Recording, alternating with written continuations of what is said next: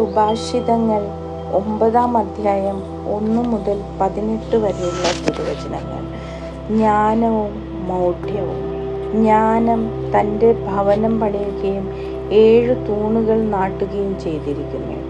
അവൾ മൃഗങ്ങളെ കൊന്ന് വീഞ്ഞ് കലർത്തി വിരുന്നൊരുക്കിയിരിക്കുന്നു.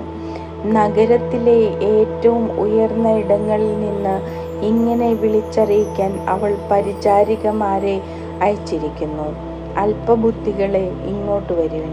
ബുദ്ധിശൂന്യനോട് അവൾ പറയുന്നു, വന്ന് എൻ്റെ അപ്പം ഭക്ഷിക്കുകയും ഞാൻ കലർത്തിയ വീഞ്ഞ് കുടിക്കുകയും ചെയ്യുവിൻ. ഭോഷത്വം വെടിഞ്ഞ് ജീവിക്കുവിൻ, അറിവിൻ്റെ പാതയിൽ സഞ്ചരിക്കുവിൻ. പരിഹാസകനെ തിരുത്തുന്നവന് ശകാരം കിട്ടും, ദുഷ്ടനെ കുറ്റപ്പെടുത്തുന്നവന് ശതം ഏൽക്കേണ്ടി വരും. പരിഹാസകനെ കുറ്റപ്പെടുത്തരുത്, അവൻ നിന്നെ വെറുക്കും. വിവേകിയെ കുറ്റപ്പെടുത്തുക, അവൻ നിന്നെ സ്നേഹിക്കും. വിവേകിയെ പ്രബോധിപ്പിക്കുക, അവൻ കൂടുതൽ വിവേകിയായി തീരും. നീതിമാനെ പഠിപ്പിക്കുക, അവൻ കൂടുതൽ ജ്ഞാനിയാകും.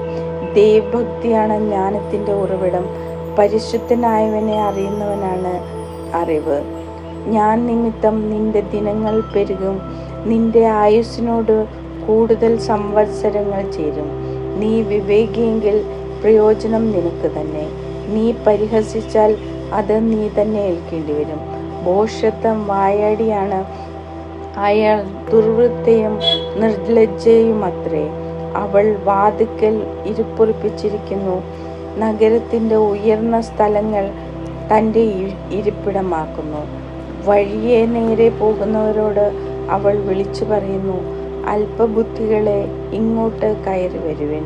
ബുദ്ധിശൂന്യനോട് അവൾ പറയുന്നു, മോഷ്ടിച്ച ജലം മധുരവും രഹസ്യത്തിൽ തിന്ന അപ്പം രുചികരവുമാണ്.